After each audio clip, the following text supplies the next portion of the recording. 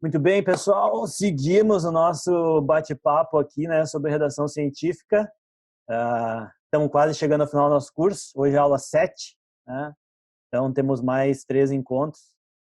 Espero que vocês estejam gostando, né? E que eu sempre digo, lembrem que redação científica é um tema de estudo. Então não adianta, vocês vão ter que ler sobre isso em algum momento de novo, vão ter que ir atrás, buscar material para que vocês consigam de fato chegar no final do curso um pouco mais entrosados com o tema, mas que também vocês consigam se manter atualizados sobre essa prática. O lado bom, eu já comentei em várias aulas, né? O lado bom é que vocês aprendem como fazer e depois se torna algo como prática da rotina de vocês, e aí com isso vai ficar mais fácil. Assim, esperamos. Né? Vamos falar sobre resultados, né? E aí eu vou deixar um desafio para vocês, né? Quando vocês estiverem lendo os artigos de vocês que tiverem análise de correlação de dados, deem uma olhada nos dados, dos dados de correlação. E sempre fiquem curiosos, para não dizer outra palavra, né? Se aquela dispersão ela não está influenciando os valores de R, por exemplo, e de P na correlação que vocês estão analisando.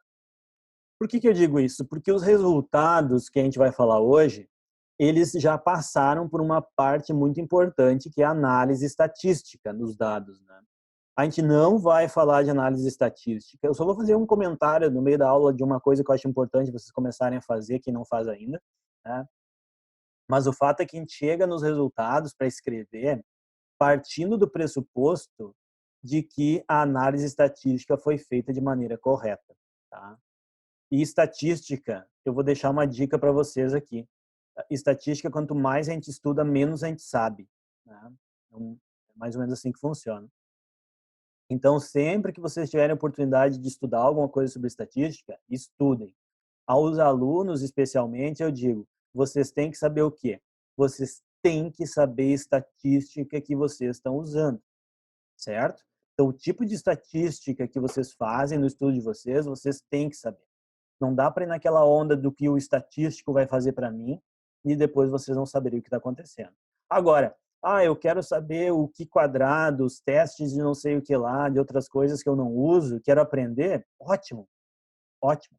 Mas vocês têm que terminar o nível que vocês estão, TCC, dissertação, mestrado, sabendo, né, exatamente aquela estatística que vocês estão usando. Para não chegar numa situação em que vocês estão apresentando algo e alguém aponta e diz, não, mas está errado porque tem alguma coisa aqui que não está certo. Né? Então, tem que estar ligado nisso, certo? Olha, eu até chegar na minha função de professor, eu fiz 5 cadeiras de estatística. Na graduação, eu fiz uma. No mestrado, eu tive 3 cadeiras de estatística, porque tinha umas análises lá na engenharia diferentes e tal que a gente fazia. E depois, no doutorado, fiz mais uma. Né? Então, 3 mais 2, 5. Então, e faria mais, né? Faria mais. Hoje eu sei um pouquinho do que eu uso no laboratório, mas não sou um expert em estatística. E aprendo, inclusive, muito com alguns dos meus alunos que acabam trazendo coisas novas aí, a gente aprende junto. Então, é uma via de mão dupla, né? Também não dá para esperar só do professor. Então, lembrem que os resultados, tem gente que diz que o resultado é a coisa mais importante do estudo, né? A gente pode dizer que sim, porque sem resultado não tem como escrever o nosso artigo. Então, eles são a base empírica, né? Seja um resultado qualitativo ou quantitativo. Às vezes o pessoal fala, mas eu não vou fazer estatística porque é qualitativo. Não tem nada a ver. Tem nada a ver. Né? Qualitativo ou quantitativo, ambos podem sim passar por tratamento estatístico. Eu diria que devem. E outra coisa importante também é que a gente saiba apresentar os resultados que são necessários para suportar a nossa conclusão.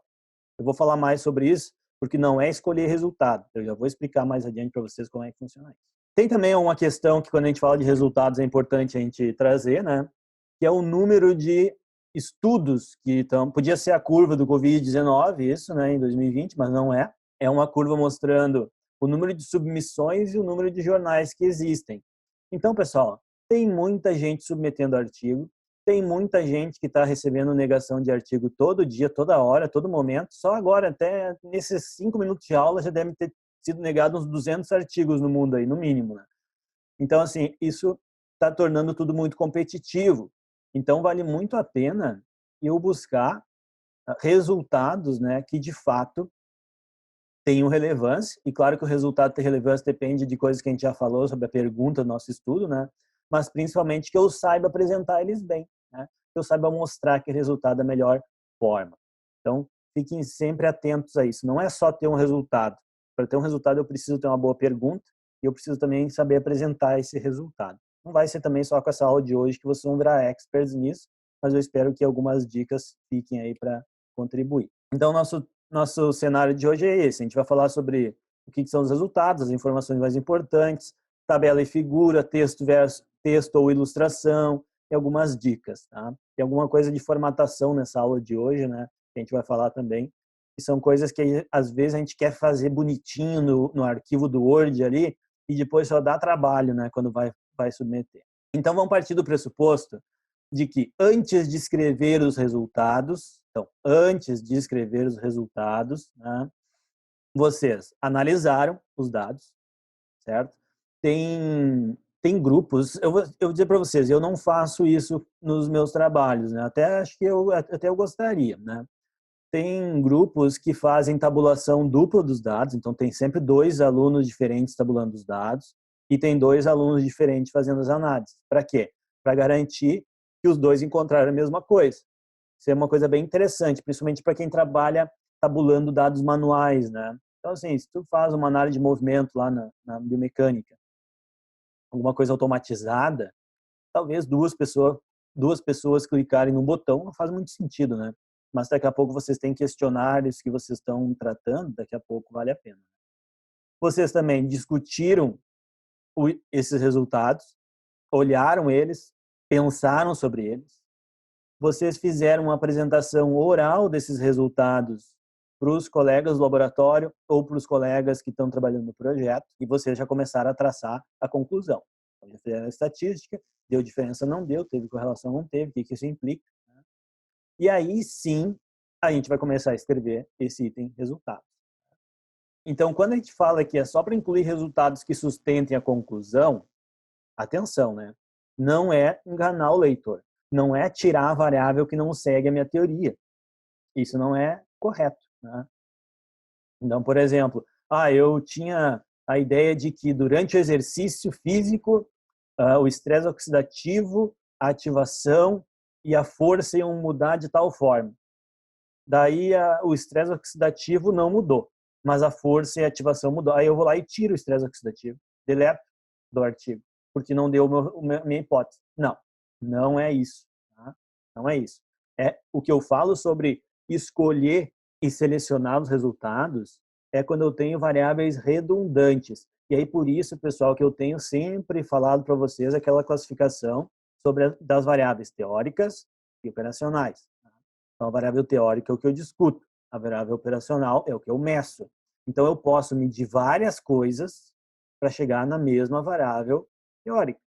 Então, daqui a pouco, nesses casos, eu posso selecionar algum parâmetro específico e valorizar mais aquilo. É isso que eu estou falando sobre selecionar os resultados. Então, escrever os resultados é diferente de escrever um relatório. Tá? Por quê? Porque no relatório, muitas vezes, vocês já podem comentar. E nos resultados, vocês vão ter uma sessão de discussão depois. Então, uma coisa importante é isso. Separem resultado de discussão. Não existe escrever resultado de discussão junto, tá? Não existe. Tipo, mas era o meu primeiro artigo, eu nem sabia. Bom, agora tu já sabe. Não se escreve junto. Vai ser separado. Cada coisa, cada item é um item, tá? Exceto quando for um relatório. Estou fazendo um relatório de estágio, estou fazendo meu TCC e é um formato monográfico, eu tenho essa opção. Beleza. Mas no artigo, que é o nosso tema, né, desse curso, vai ser separado. Sempre comecem escrevendo os resultados, separando os principais. Depois, na aula que vem, a gente vai explorar mais isso, né? Então, separe os principais resultados. Assim, o que foi o principal achado do teu estudo e o que eu posso, né, dizer a partir disso. Vai lá no Word e coloca, olha, tal variável aumentou, tal variável diminuiu, tal correlação foi observada. Então, anotem isso, né? Usem ferramentas para isso, façam esquemas, façam anotações, façam rabiscos lá nas folhas e tal. Isso ajuda bastante na hora de escrever. A partir dos principais resultados, vocês vão pensar como ilustrar eles. E os resultados secundários, geralmente eles vão no texto. Então, Por que esse formato é sugerido? Porque isso ajuda a compreensão, chama a atenção para o principal, ilustra da melhor forma esse principal resultado, e o que for dado secundário, vocês podem escrever no texto. Então, o que seria isso, né? Talvez, mas o que é esse dado secundário? Não estou entendendo. O dado secundário é o seguinte: vocês estão fazendo uma intervenção e vocês têm algumas medidas basais de controle que tem que estar daquele jeito para o resultado ser válido. E está tudo certo, está tudo normal. As pessoas estavam na homeostase, não tem problema nenhum. Então, vocês não precisam, talvez, fazer uma figura, uma tabela para mostrar isso. Vocês podem mencionar no texto algumas informações. Tá? Então, é mais ou menos essa a divisão entre dado principal e secundário. Outra coisa importante na hora de escrever é ter a noção de que vocês não podem repetir coisas. Por que vocês não podem repetir? Por dois motivos, pelo menos por dois motivos. Primeiro é que esse artigo, vocês já sabem quantas palavras vai ter, né? Eu já falei em outras aulas. E vocês já sabem também quantas figuras e tabelas mais ou menos ele vai permitir. Então, se vocês começarem a duplicar a informação, vai acabar que vocês vão usar muito espaço, né? Então, o que acontece? Não tem resultado que seja tão importante a ponto de ter que ser mencionado no texto e numa figura, ou no texto e numa tabela, ou numa figura e numa tabela. Tá? Vocês podem até complementar. Vocês podem colocar uma figura com o resultado e no texto falar, a figura 1 mostra, né, que o grupo treinado melhorou a condição e essa melhora teve um aumento de, sei lá, 10%. Esse 10% não está aparecendo lá na figura. Então, vocês podem talvez mencionar, mas isso não é um resultado, isso é só uma forma de abordar essa informação. Então, é importante lembrar isso. Por quê? Porque, do contrário, vocês estão utilizando espaço para coisas que já estão apresentadas e isso não é interessante, isso não é importante e isso só atrapalha, na verdade, na hora de ler. É a primeira coisa que o revisor vai começar a questionar. Bom, aí vem um ponto que é muito importante, né? E também, né, muitos de vocês já têm uma ideia de como funciona, né? Muitos de vocês ficam na dúvida e muitos até já falaram aqui em outros momentos, né? O que preferem, né? Então, o que é o melhor? É apresentar numa tabela? É apresentar numa figura? Ou apresentar num texto, né? Não tem a opção depende, né? Porque talvez muitos estivessem pensando, mas depende, né, Felipe? Porque se for tal coisa, se for tal coisa. Né? Mas vamos pensar assim, ó. Como vocês preferem quando vocês leem um artigo, né? Como vocês preferem? Eu prefiro olhar uma tabela? Eu prefiro olhar uma figura, um texto? Então, aqui, pessoal, tem uma discussão mais ampla, né? Por exemplo, tem gente, eu já escutei, já conversei sobre isso também com colegas, que gostam de apresentar dados em tabelas porque consideram que se alguém precisar do valor numérico, por exemplo, para uma meta-análise, né, ele já vai ter o valor ali. Essa justificativa é válida ou não? Eu não vou me atrever a dizer se ela é válida ou se ela não é válida. Eu acho que é ok. Mas a questão é, se a pessoa quiser ter acesso aos dados para meta-análise, primeiro ele pode pedir para o autor e segundo, eu vou falar na aula de submissão, a gente vai ter que começar a submeter os dados juntos na hora que submeter os artigos. Então o dado vai estar lá, a pessoa pode pegar o dado e olhar, né? Então eu acho que aqui a gente tem que pensar o que visualmente me ajuda mais, né, a mostrar o meu resultado, certo? E aí, claro, eu posso construir essa figura, digamos assim, de várias formas, né? Essa tabela eu posso construir de várias formas também. Vai depender do tipo de variável que eu tenho muitas vezes. Eu sempre digo, se vocês estão mostrando resultados de hemograma, por exemplo, e querem mostrar lá uma tabela de glicose e tal, para mostrar também a referência à literatura, para ver se está normal ou se não está, talvez vai ter que ser melhor uma tabela do que uma figura nesse caso. Agora, vai depender, eu vou mostrar alguns exemplos mais adiante. Então, geralmente, uma coisa que, algumas dicas que muitas vezes funcionam é o seguinte, se tu tem uma figura que vai ter muito dado, talvez seja melhor apresentar uma tabela. Se vocês têm informações mais concentradas, talvez vocês possam mostrar uma figura. E aí vocês têm que ver também o seguinte, o número em si que vocês estão apresentando, ele é importante. Então, a pessoa saber que a média foi 89,9 é importante? Ou importante ela ter uma ideia de que esse grupo é maior que aquele grupo e pronto? Então aí vocês têm que refletir e ver o que se encaixa no trabalho de vocês. Porque se os números forem importantes, aí talvez vocês vão ter que ir para uma tabela. Então aqui a gente tem um exemplo, eu vou deixar no slide aqui um tempinho, depois dá para olhar com mais calma, né? São 3 jogos de dados apresentados, né, de uma forma atraente para o leitor. Eu tenho uma tabela que é bem concisa, eu tenho um texto que é bem conciso, eu tenho uma figura que está bem clara. Agora, o que é importante para mim e o que eu tenho que definir na hora de construir minha figura ou minha tabela? Eu vou conseguir construir essa figura de maneira clara? Antigamente, vamos pensar uns anos atrás, era muito mais difícil fazer essas figuras, porque não tinha tantos recursos de software. Hoje em dia, pessoal, uma coisa que vocês têm que pensar é o seguinte: quando eu digo que no artigo é uma figura, não quer dizer que é um gráfico. Por isso que a gente não chama de gráfico, né? Vocês não podem escrever lá no texto assim, veja o gráfico 1. Não.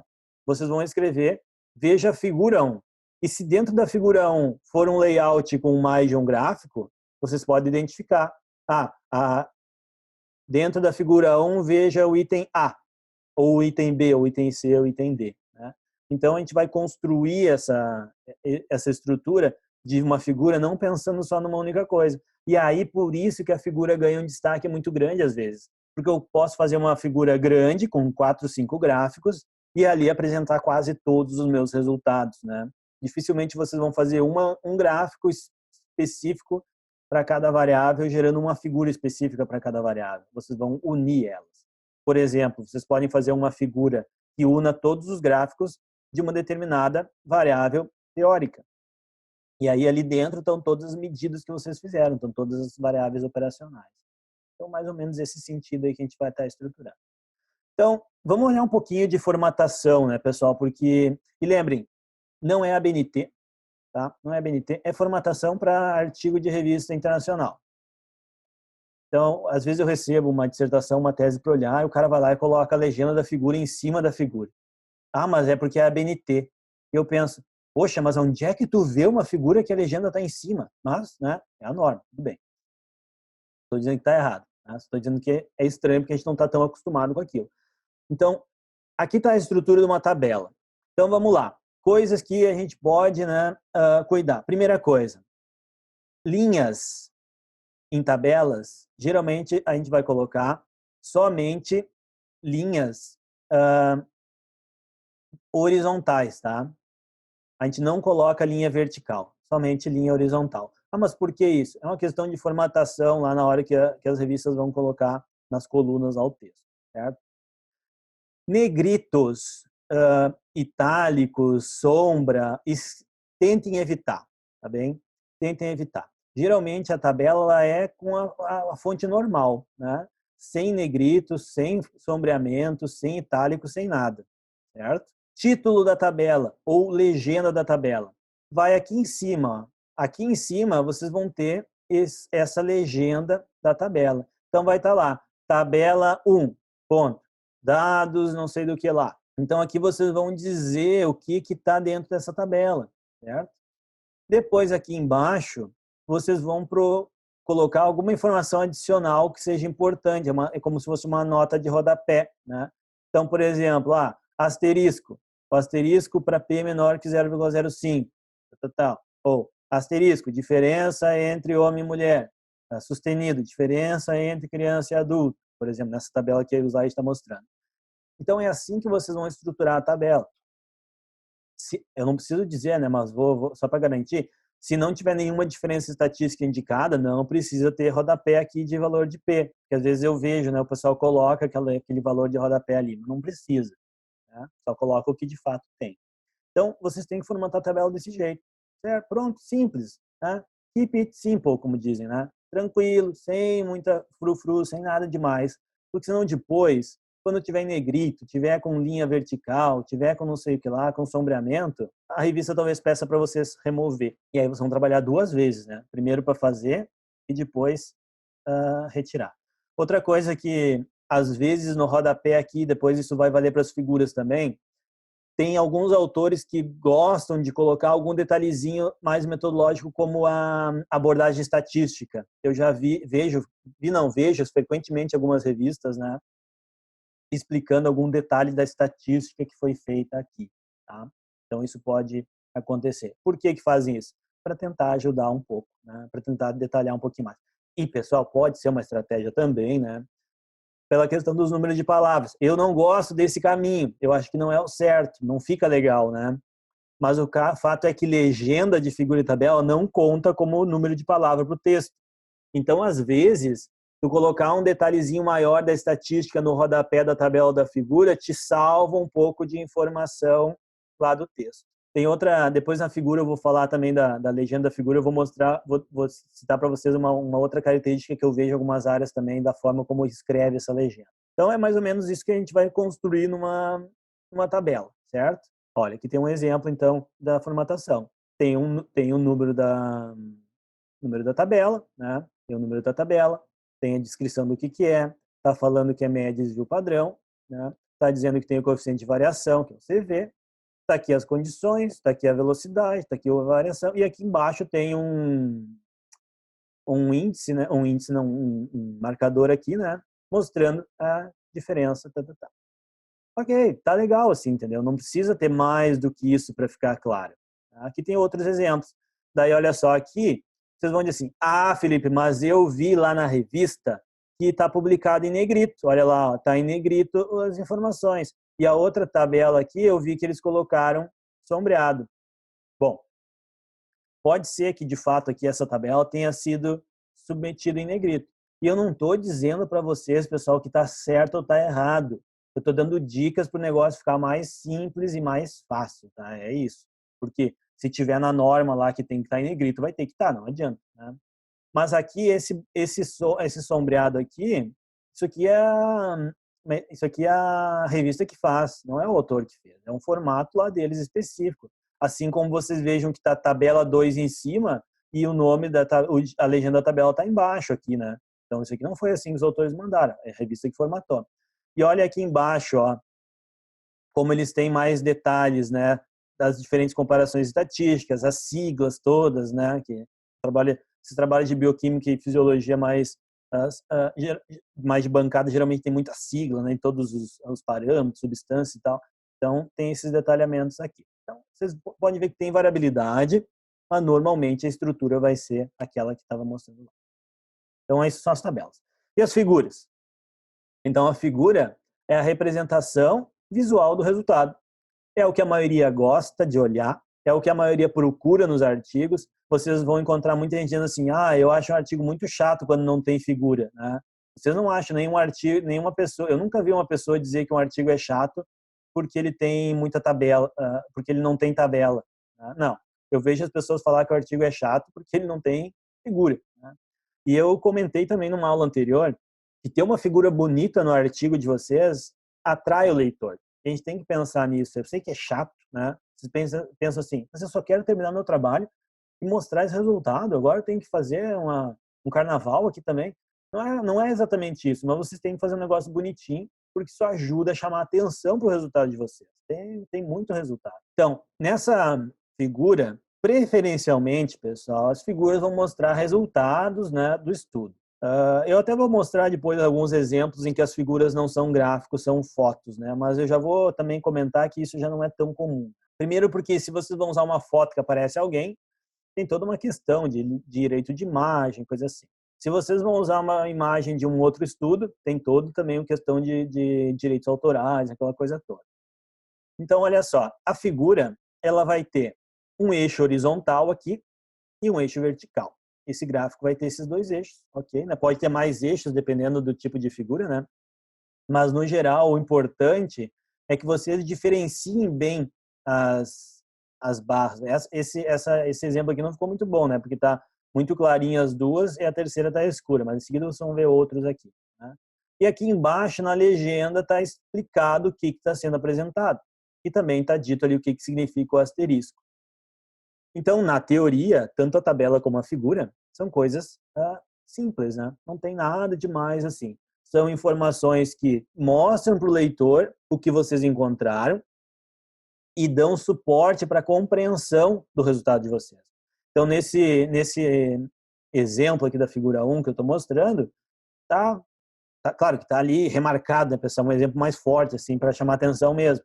Mas está claro ali que tem um asterisco mostrando que tem uma diferença do peixe para o gato e para o cão, né? O cachorro, né? O guaipeca, como dizem aqui no sul, né? O guaipeca. Então, assim, pronto, tu olha a figura e tu já entendeu o que está acontecendo, certo? Então, por isso que a gente acaba preferindo mostrar resultados em figuras em geral, né? O que eu posso comentar sobre isso? Tá? Eu acho que quando vocês têm diferenças para mostrar, é mais legal apresentar a figura. Então, a figura, ela destaca mais as diferenças, certo? Só que tem outras coisas que eu não cheguei a comentar aqui, mas, por exemplo, se vocês estão montando um layout com gráficos, eles têm que estar com a mesma escala, né, pessoal? Tem que cuidar de tudo isso. Então, vocês têm uma variável que é medida 3 vezes, tem 3 gráficos um lado do outro. Os 3 gráficos têm que ter a mesma escala em Y, por exemplo, porque senão vai mudar todo o visual da figura e vocês podem, com isso, confundir o leitor. E reparem, atenção, anotei aqui, ó, atenção, valorização das diferenças, não dos dados numéricos, porque eu já comentei antes, se o dado numérico é importante, talvez vocês tenham que avaliar se uma tabela não é melhor. Então, não repitam informação, tabela e texto, figura e texto, né? Evitem desenhar curvas, né? Só quando vocês estiverem fazendo uma regressão mesmo, né? Tem gente que gosta de colocar uma curva entre as colunas e tal. A gente já vê de tudo, né, pessoal? Mas vocês vão ver que conforme vocês leem revistas de maior impacto, vocês acabam não vendo mais esses exemplos estranhos. Quando vocês adicionarem símbolos nas figuras ou nas tabelas também, né? Se certifiquem de que aquilo vai estar num tamanho legal para ver, né? Então não é só selecionar todo o texto, vai lá, clica Arial 11, pá, dá Enter, tá tudo formatado e vocês nem vão lá ver na tabela se aquele sustenido sobrescrito não ficou bem pequenininho e a pessoa não enxerga. Então testem isso, tá? E eu já comentei antes, né, sobre a questão de meta-análises, muitas vezes requererem as tabelas dos estudos, né? E, de fato, é verdade, mas eu não acho que esse seja o motivo que vai fazer a gente escolher colocar tudo em tabela no artigo. E tem aquela máxima, né? Que a figura tem que ser autoexplicativa. Então, vamos lá. Tem aqui uma figura, que eu estou mostrando para vocês, de um estudo, né? E vamos olhar essa figura um pouquinho e vamos tentar ver se ela é autoexplicativa. Então, tem uma figura, tem um eixo Y em X, desculpa, tem um eixo Y na esquerda, tem um eixo Y na direita, tem um eixo horizontal ali. Né? Na horizontal é o tempo, e esse tempo está em uma unidade D. De um lado tem a temperatura em graus Celsius, do outro tem o pH. E aí eu tenho duas curvas. E aí eu tenho a legenda. Então, medidas contínuas do pH gástrico e da temperatura no nado livre, né, de um tipo de tubarão, tipo não é o correto dizer, né, mas de um tubarão específico, lá o Black Tip Reef. A linha preta é o pH gástrico, então a linha preta é o pH gástrico, tá aqui. A linha vermelha é a temperatura gástrica, ok? Então a temperatura tá aqui, o pH tá aqui. Tem aqui o tempo, né, na horizontal. Os dados foram obtidos usando um sensor de pH e temperatura que transmitia esses dados. As setas indicam os momentos em que que o animal era alimentado. E o tamanho da refeição é expressa como um percentual do peso corporal. Então, 0,8, 0,25, 0,75 e tem uma interrogação em uma das curvas. Né? A interrogação indica uma refeição de tamanho, né, desconhecido. Então, vamos lá, gente. Aqui talvez, né, alguém que esteja assistindo aqui seja especialista em tubarão, né? Ou especialista em nutrição animal, né? Mas eu acho que a maioria não é, né? Mas a gente consegue entender, vocês conseguem ver o resultado? Vocês conseguem entender o que está acontecendo olhando só esse gráfico? Eu tenho certeza que, cara, aqui eu não vou ficar muito tempo nisso, né?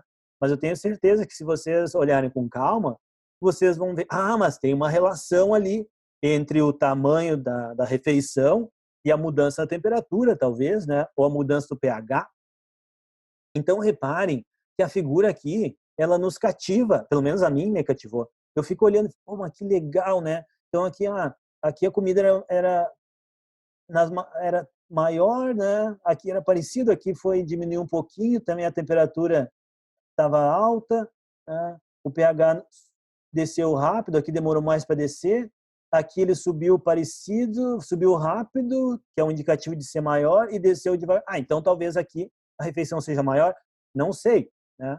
Mas eu consigo traçar estratégias de compreensão desse resultado, isso me prende para ir lá ver o que está acontecendo. Então a figura ela ajuda a entender. É claro que não vai ter só figura, porque senão o que vai acontecer? Vocês vão receber um artigo que vai dizer assim, eu já recebi um artigo para revisar uma vez assim, faz muitos anos. Resultados. Figura 1, figura 1. Tabela 1, tabela 1. Discussão. Mas cadê o texto? Não tinha texto, só tinha a tabela e a figura. Né? Então, não é assim também, né, gente? Vocês vão ter que complementar isso e explicar um pouco o resultado. Então, vocês vão indicar essas diferenças entre os grupos, né, usando média, mediana, de acordo com a estatística. E eu vou usar esse exemplo aqui para lembrar vocês de que ler a legenda é importante. Né? Por que ler a legenda é importante? Porque geralmente na legenda diz se aquele dado é média ou mediana e se é o erro padrão ou desvio padrão. E às vezes a gente vê lá assim, média e erro padrão. Qual que é o problema aqui, né? O problema aqui é que o desvio padrão é uma coisa. Né? Não é aula de estatística hoje, mas falando de resultado, alguma coisinha a gente tem que falar. O desvio padrão é uma medida de variabilidade, de dispersão dos dados em torno da média. Ok? De maneira bem resumida. O erro padrão também. Só que o erro padrão, ele é o desvio padrão dividido pela raiz quadrada do N. O N é o número de amostras. Né? É óbvio que se vocês pegarem o desvio padrão e dividir por qualquer coisa, o resultado vai ser menor do que o desvio padrão original. Então, o erro padrão, às vezes, ele maquia. É que, reparem que como tem termos que a gente usa, né, que tem uma conotação. A gente falou aqui de maquiar como se fosse algo ruim. Muito pelo contrário, né? Maquiar não é uma coisa ruim. Mas ele confunde, vamos chamar assim. Ele confunde. Por quê? Porque ele está mostrando uma variabilidade x de uma forma em que ele parece x dividido por 2, por exemplo. Menor. Aí vocês podem pensar assim, tá, mas aí eu não posso usar então o erro padrão? Pode usar o erro padrão. Mas não pode usar o erro padrão se teus grupos, né? Imagina aqui, ó, aqui esses três barras aqui, elas têm N diferentes. Se for N diferente, aquele grupo que tem um N maior vai ter um menor erro padrão. E aí vai ter uma barrinha bem pequenininha de dispersão. Então, muito cuidado ao ler e também ao apresentar os resultados de vocês. A variabilidade é muito importante. Se tem muito desvio padrão, tem muita coisa, olha, o desvio padrão está maior que a média, tem algum problema, pode ter algum problema. Pode ter algum problema no outlier, alguém lá que está puxando isso para um lado muito assimétrico. Talvez vocês não tenham checado direito a normalidade dos dados, ou talvez lá atrás, na coleta de dados, tenha gerado alguma variabilidade importante. Então, muito cuidado, tá, pessoal, com isso.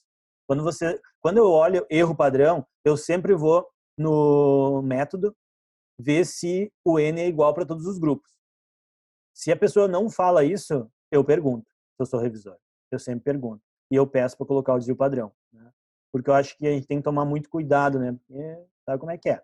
Depois a gente traça uma discussão, uma conclusão aí, chega no final, não é nada disso. Então, por isso que mostrar, às vezes, o coeficiente de variação é interessante. E aqui mais um exemplo ó, de figura. Né? Então, aqui nessa figura, eu coloquei ela para me lembrar de falar outra coisa para vocês, que também tem várias revistas, pessoal, que estão pedindo para adicionar. Eu acho uma variável muito legal, que é o tamanho de efeito. Né? Então, o tamanho de efeito, principalmente estudos de intervenção, que tem comparações, né, de pares, para ver se melhorou ou não, enfim, se teve uma diferença ou não. O tamanho de efeito é uma medida complementar para indicar relevância clínica. Basicamente, resumidamente, né, bem resumido é isso. Então, por exemplo, não é só comparar e dizer que o P foi menor que 0,05. Tá? É usar o tamanho de efeito para mostrar se de fato aquelas médias elas estão separadas, considerando também desvio padrão. Então, vocês podem calcular isso nos softwares de estatística, a maioria deles já faz o cálculo. Se não, tem algumas calculadoras que fazem também, ou dá para fazer no Excel mesmo, porque a média não é muito difícil de fazer o cálculo, né? É só ter o desvio padrão dos grupos e as médias e vocês conseguem fazer uma fórmula ali e calcular. Então, considerem isso, tá? Por que que eu digo isso? Porque, embora a aula não seja de estatística, como eu falei, apresentar os resultados passam também por uma abordagem válida dos dados. E não ter diferença, pessoal, não quer dizer que não tem resultado. Às vezes o aluno está lá apresentando o trabalho e assim, bom, resultados. Bom, os resultados não foram significativos. Como assim? Como assim os resultados não foram significativos? Dá vontade de levantar a mão e dizer, não, para. Tá? Por quê? Porque a gente associa, está incutido na gente isso, de associar que resultado é diferença estatística. E resultado não é diferença estatística. Dados são dados, resultados são resultados. Eles diferiram ou não diferiram? Beleza, e aí vamos abordar aquilo. Né? Então, muitas vezes, deu diferença. O aluno vai lá e diz, teve diferença. Daí tu olha o gráfico e pensa, tá, o teste T mostrou que deu diferença. Mas será que eu posso? Será que se eu pegar os intervalos de confiança, isso aí não está tudo sobreposto um pelo outro? Na verdade, ali foi uma casa. Né? Então, o tamanho de efeito é uma ferramenta bem interessante para isso. E tem revistas que hoje, como eu comentei, elas já pedem. Né? Por exemplo, na área de ciências do esporte, Journal of Sports Science, que é uma revista muito boa, tem que ter o tamanho de efeito calculado quando vocês vão submeter para lá. Senão, o editor vai devolver. Mas será que figura é só para apresentar dados numéricos de resultados? Não. Né? Eu posso usar figuras também para mostrar outras coisas. Por exemplo, em estudos de histologia, né, de imunohistoquímica e tal, é bastante comum mostrar figuras. Claro que essas figuras... Pessoal, tudo é número, tá? Tudo. Pessoal, tudo é número. Essas figuras, a gente pode transformá-las em número. Facinho, facinho. Né? Mas elas não estão apresentadas como número aqui. Né? Mas elas podem ser resultados. Por quê? Porque a pessoa que estuda isso, ela vai lá e consegue identificar. Ah, não, mas aqui a concentração não sei do que está maior. A observação, mas essa linha mais espessa, mais... Né? Então, vai ser uma forma de apresentar resultados também. Tá? Só que quando vocês vão apresentar esse tipo de resultado, fiquem sempre atentos à questão da cor nas figuras. Tá? Hoje em dia, as revistas, elas todas publicam online. Então, quando vocês vão submeter uma figura para uma revista, vocês podem fazer a figura colorida. Sim. Mas vocês têm que fazer também uma figura em escala de cinza ou preta e branca. Por quê? Porque na hora de submeter, vocês vão dizer figura 1, color. E vão anotar. Essa é para a versão online. Figura 1, black and white. Essa é a figura para a versão impressa. Certo? Que aí a revista separa lá. Porque se vocês quiserem a versão colorida na versão impressa, aí vai ter que colocar a mão no bolso mais ainda. Vocês podem também mostrar um determinado instrumento que vocês usaram. Né? Claro, pessoal, vocês vão dizer assim, usei um eletromiógrafo. Vou colocar uma foto aqui do eletromiógrafo que é bonito, é novo, né? Bem bonitinho ali e tal, com as luzinhas piscando. Não. Vocês vão colocar uma foto quando for um instrumento que talvez as pessoas não conheçam e que talvez vocês tenham uma característica nele que vocês precisam mostrar porque vai ser difícil de escrever. Né? Então, é o famoso special device. Né? Então, para fazer o experimento, nós construímos um special device. Né? Esse special device pode ser, sei lá, uma escadaria, um torquímetro, uma garra de compressão ou de tensão, qualquer coisa. Né? Então, vocês podem avaliar essa possibilidade também. E podem juntar essa figura, pessoal, com outras coisas. Né? Vocês podem juntar essa figura com os gráficos dos resultados, vocês podem fazer uma figura esquemática do desenho experimental e já mostrar ele lá, né? Enfim, aquela coisa que a gente faz, né, as gambiarras, né, como o pessoal já identificou aí, né? E às vezes, né, daí sai uma novidade. Lembrem sempre, então, fizemos uma tabela, fizemos uma figura, né? Mostrei também ali alguns exemplos de como escrever no texto, né? Em algum slide tinha, não entrei a fundo nisso. Mas é importante, gente, vocês não esquecerem de mencionar essa figura e tabela no texto. Talvez alguns estejam ouvindo isso e dizer, por favor, né? Mas isso é óbvio. Mas às vezes a gente passa e quando vê não indica onde é que está, né? Então, quando vocês estiverem escrevendo, vocês indiquem, por favor. Olha, o tratamento melhorou a resposta imune. Tabela 1, ok. Ou o tratamento melhorou a resposta imune. Figura 1A. Por quê? Porque a figura 1 tem outros gráficos. E a figura 1A é a medida de imunidade que vocês querem mostrar. Então, vocês podem indicar o que olhar na figura, né? Claro, sem exagero, né? Mas é interessante. Por exemplo, lá naquela figura anterior que eu mostrei do tubarão, não era do tubarão, né? Mas das respostas biológicas, lá, fisiológicas, tinha setas, né? Então, assim, vocês podem, por exemplo, estar escrevendo e dizer, nos momentos de alimentação, figura 1, veja setas. Né? Por quê? Porque a pessoa vai lá e já olha direto o que é a informação relevante. Então, usem isso. Tá? Usem isso. Usem o texto a favor de vocês para fazer com que as pessoas encontrem de maneira mais clara o resultado. Certo? E aí depois ele vai olhar a figura e vai encontrar com mais facilidade o que vocês querem ver. Certo? O que vocês querem ver, não. O que vocês querem que ele perceba mais rapidamente. Tem gente que diz assim, uma vez eu estava dando aula e nós discutimos isso. Ah, Felipe, mas será que tu não induz o leitor daí? Né? Que é aquela coisa da aula presencial que eu disse, né? Em vários momentos, a gente debate um pouquinho mais. Então, será que não induz o leitor? Olha, se vocês escreverem de uma forma que vocês queiram induzir, vocês conseguem, entendeu? Mas o fato é que a gente não deve fazer isso. Vocês vão estar indicando coisas que são importantes. Então, é importante identificar o pós-teste. Então, vai lá e diz, olha, não sei o que lá, especialmente pós-teste, figura tal. Né? Agora, se vocês começarem a descrever de forma que vai induzir e tal, aí sim, né? Aí pode ter esse efeito, mas não é o que a gente quer que aconteça. E eu comentei também em algum momento, mas vou falar, né, que nos resultados nos resultados nós não discutimos nada, né? Nós só relatamos o que está acontecendo. Essas figuras, vocês vão... A tabela, eu não vou falar muito de formatação de tabela, porque não tem muito mais o que falar, né? Sobre o que eu já mostrei. Agora, as figuras, pessoal, tem algumas coisas interessantes. Por quê? Se vocês têm figuras como essas aqui, ó, essas duas figuras aqui, elas mostram os mesmos dados. É um exemplo, é uma situação hipotética, tá? É os mesmos dados. São dados de homens e de mulheres ao longo de diferentes anos. Na figura da direita, também são dados de homens e mulheres ao longo de diferentes anos. Qual que é a diferença entre essas duas figuras? A da esquerda ressalta a evolução das diferenças. Então, a gente pode ver que ao longo dos anos, mais recentemente, a diferença aumentou. No outro, a gente ressalta a evolução dentro de cada sexo.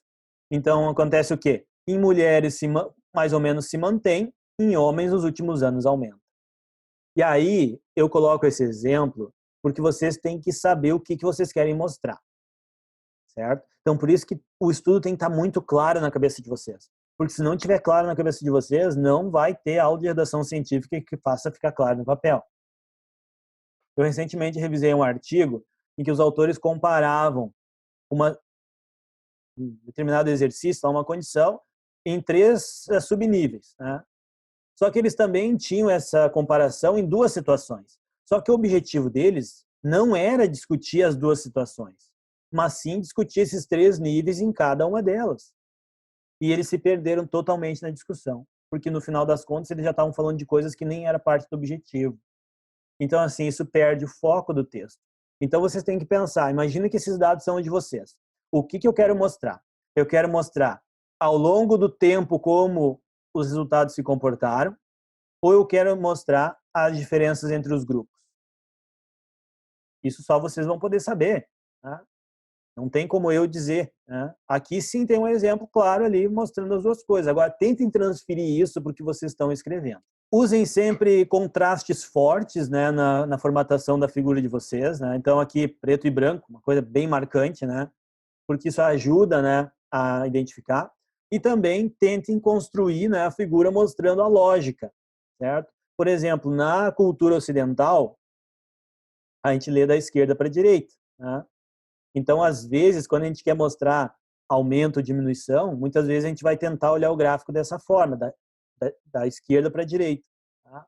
Então, às vezes, isso também ajuda. Ajuda no discurso? Não, não ajuda no discurso. Por quê? Porque o discurso depende do quanto que vocês conhecem e o quanto importante é a pergunta que vocês têm. A gente está falando aqui sobre formatação, sobre apresentação para facilitar a leitura, para tornar essa visualização mais agradável.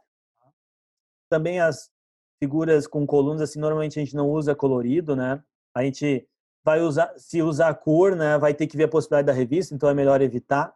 Também tem outras questões de formatação importantes de não tentar não colocar tanta informação na figura. Então, olha esse gráfico aqui. Esse gráfico mostra um valor lá de rejeição no eixo vertical, no eixo horizontal, 3 grupos, adolescente, adulto, idoso. No bloco branco é fumante, no bloco preto é não fumante. Aí tem os valores dentro de cada bloco, provavelmente o N, e em cima tem os valores de P ainda sendo identificados. Então, será que tudo isso é importante? Será que precisa tudo isso?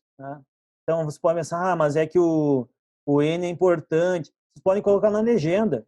O N foi de 8 a 12 entre os grupos. Ponto. Mas qual foi específico? Talvez isso não seja mais relevante. Então, cuidem o que vocês querem colocar.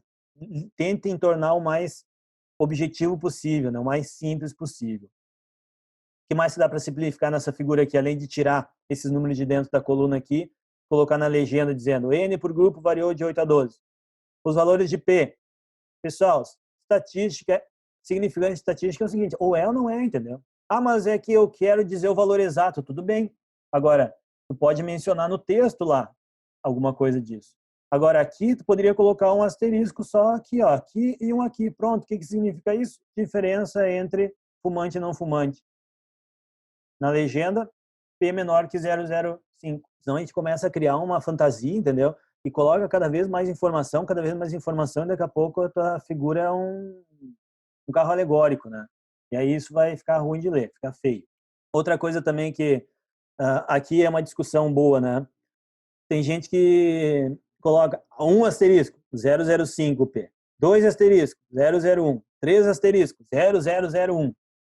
De novo, eu particularmente, isso não quer dizer que é mais diferente ou menos diferente. Então, só que ao mesmo tempo, tem revistas que pedem para que vocês relatem os valores de P exatos. Então, aí vocês vão ter que avaliar. Esse valor de P exato, eu coloco na legenda com asteriscos. São 3 blocos aqui, tá ok, não ficou muito complicado de ler. Agora, se vocês tiverem muitas figuras e muitas comparações, talvez o que vocês possam fazer é o seguinte, eu não preciso mostrar tudo. E aqui vem a minha dica lá do início da aula de escolher o que vocês vão apresentar. Digamos que vocês querem colocar essa figura aqui, ó, que está rachurada, no artigo de vocês, certo? Só que é muita coisa. É antes 5 minutos, 30 minutos, 2 grupos, diferenças. Daqui a pouco, o que vocês podem fazer é escolher qual das diferenças vocês vão relatar e colocar uma figura com essa diferença. E o que não deu diferença, vocês podem falar no texto ou numa tabela. Então, vocês não precisam mostrar todas as figuras, né, de tudo. Vocês podem escolher algumas comparações específicas, desde que o leitor entenda que as outras comparações não foram significativas e consiga ver onde é que elas estão. Mas todo artigo que tiver milhares de variáveis vai ser um problema na hora de organizar os resultados. Isso é fato, pessoal. Eu estou tentando dar umas dicas aqui, mas aí vocês me mandam uma mensagem, Felipe, eu tenho 18 variáveis, como é que eu organizo? Boa sorte, entendeu? Porque com 18 variáveis, vai ter que ver, primeiro, o que é mais relevante, o que deu diferença, o que eu posso apresentar em figura, o que o resultado numérico é mais relevante. E aí, a partir disso, tentar organizar. Mas sempre vai ser difícil quando tiver muitas variáveis. Aqui eu já falei também, a única coisa adicional é use um software para gráficos. Tá? Não façam no Excel. Porque o Excel, ele funciona muito legal, ele é muito bom, né? Mas para fazer gráficos, ele tem algumas limitações, né? Então, tem alguns softwares aí que você pode encontrar na internet, tem alguns gratuitos, tem outros que eventualmente tem algum custo, né? Mas sempre tem algum colega que pode emprestar o computador para vocês construir esses gráficos com mais opções de formatação, mais qualidade de resolução. Geralmente a figura tem que ser pelo menos, né, 300 dpi de resolução. Menos que isso a revista vai reclamar. Muitas vezes na hora de submeter, a revista tem o sistema online já checa a resolução da imagem e se não for ela devolve, tem que fazer. Então evitem já isso, já tentem fazer uma figura com maior qualidade. Tá? Já comentei de não inserir linhas, né? Já comentei também sobre só inserir linhas desconectoras quando isso fazer sentido, né? Senão vocês não vão inserir. Já comentei também sobre não apresentar os dados de maneira aleatória, né? Tentar passar com a organização uma ideia. Então, digamos que vocês estão analisando dados de diferentes regiões do Brasil aqui. Será que vale a pena vocês mostrar da região que tem menos para a região que tem mais casos ou número de congressos, não sei do que lá, né? Então, vocês podem pensar isso, né? Porque isso não é manipular nenhum dado. Vocês só querem mostrar o seguinte, que tem uma diferença entre as regiões, da que tem mais para que tem menos. E aí vocês podem organizar as colunas de acordo com essa teoria. Evitem usar esses preenchimentos que dão meio que um efeito visual, por exemplo, como esse de cima aqui, sabe, com os quadradinhos, risquinhos e tal. Experimente tentar com um ponto de menor densidade. Então, por isso que eu falo, né, às vezes no Excel não tem todas as opções, outros gráficos têm. Então, isso torna o texto, a figura mais leve para ler, né? Então, aqui diferentes escalas de cinza, pontos com menor densidade. Então, isso é uma sugestão, não é regra, né? Mas é uma sugestão. Quando vocês vão escrever o item de resultados, já organizaram as figuras, tabelas, vocês também podem usar subtítulos nos resultados. Eu comentei isso na aula de método, né, para ajudar a organizar. Nos resultados também. Então, por exemplo, se vocês têm 3 blocos de variáveis teóricas, vocês podem colocar lá a primeira variável teórica e descrever os resultados. A segunda variável teórica e descrever os resultados. A terceira variável teórica e descrever os resultados da terceira variável. Então, isso também vai ajudar vocês a tornar mais objetivo o texto. Além disso, mencionem sempre os detalhes. Então, por exemplo, aqui tem o texto, figura 3, figura 3A, figura 3B, figura 3C. Né? Aqui a figura não está entre parênteses, mas ela está no texto. Ó. Como mostrado na figura 4, o núcleo dos neurônios piramidais no hipocampo. Então, usem o link com a figura da tabela como parte do texto de vocês. Né? Aqui também tem uma outra, deixa eu só ver se está no próximo. Não, aqui. Então, digamos que nessa figura 3 tem uma diferença estatística que vocês queiram relatar. Então, vocês podem colocar, por exemplo, figura 3, vírgula, F igual a tanto, P igual a tanto. Vocês já podem colocar tudo junto aqui, entendeu? Vocês não precisam colocar no texto, depois lá colocar primeiro aqui, um P aqui, outro P lá, outro P aqui. Não, vocês podem juntar tudo nesse parênteses aqui e descrever de uma vez só.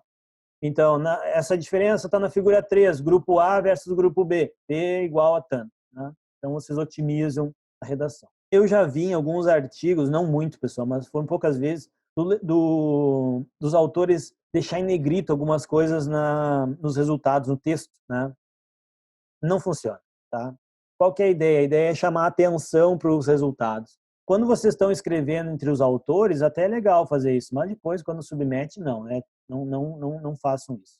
E aqui tem um exemplo de estruturação do texto que eu já comentei também, de usar verbos fortes, né? Então, evitem de escrever com coisas genéricas. Por exemplo, houve influência. Houve influência não me ajuda a entender o que aconteceu. Aumentou ou diminuiu? Né? Então, pense em escrever sempre dessa forma, porque senão vocês vão escrever assim, houve influência, aí na próxima frase, no grupo A foi maior que o grupo B. Então, por que você já não escreve que no grupo A foi maior que no grupo B direto? Aí você consegue encurtar o texto. Esse é um exercício que vocês podem fazer nos textos que vocês estão trabalhando. Finalizando, dicas. Primeira coisa, enfatize os resultados principais. Avaliem se essa ênfase, né, vai ser dada por figura ou tabela, porque vai depender também de quão bonita vai ficar essa tabela ou figura para dar o destaque. Tentem sempre facilitar a compreensão, certo? Sempre. Sempre fazer do jeito mais simples e mais claro possível.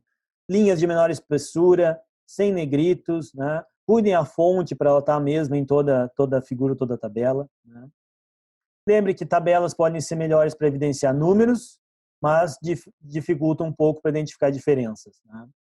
Resultados descritos no texto geralmente são dados descritivos que a gente escreve no texto e não são os dados principais, né? Geralmente. Não conclua com base em tendência e significância. Então, se vocês fizeram estatística e o P não atingiu o nível que precisava, não tem diferença.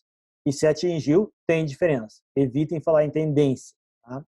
Sempre mostrem a variabilidade dos dados, pelo menos com desvio padrão. Mas vocês podem também mostrar coeficiente de variabilidade.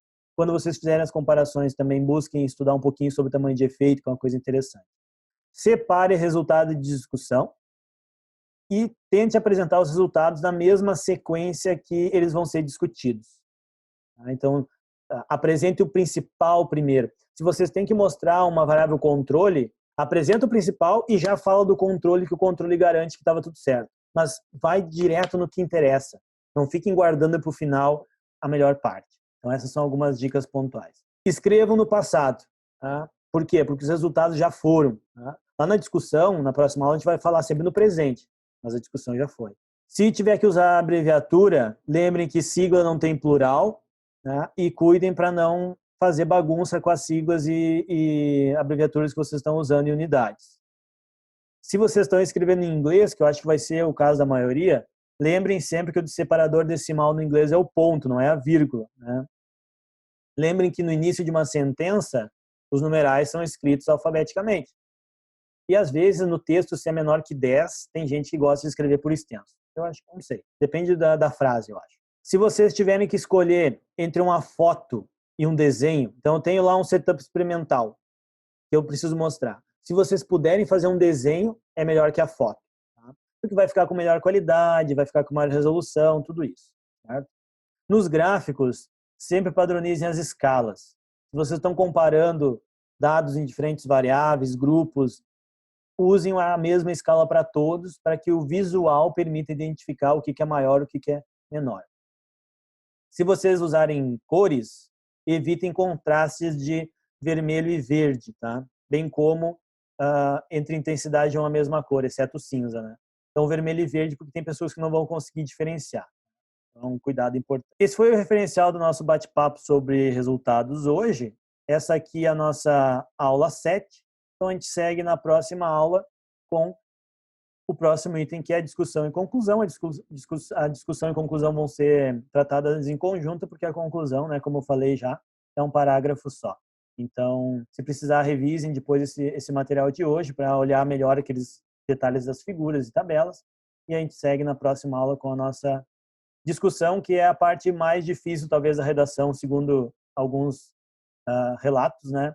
E a conclusão, que é a parte mais importante. Feito?